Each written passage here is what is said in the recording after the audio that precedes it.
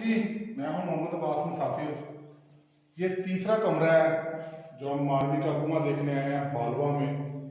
इस कमरे में बड़ी ख़ास सी चीज़ें पड़ी हैं, ख़ासकर ये चमड़े का बना हुआ देखें।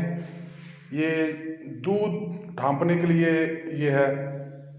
ये बर्तन है रल्ली, जो यहाँ की पहचान है।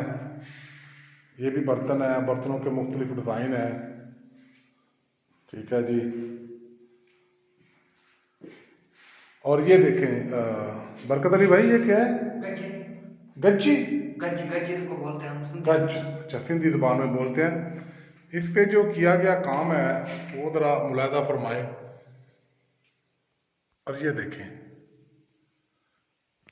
वो लोग जिनको सिंधी टांके या थर पार्कर की चीज़ें पसंद हैं, उनके लिए यकीनन ये बड़ी खूबसूरत चीज़ है।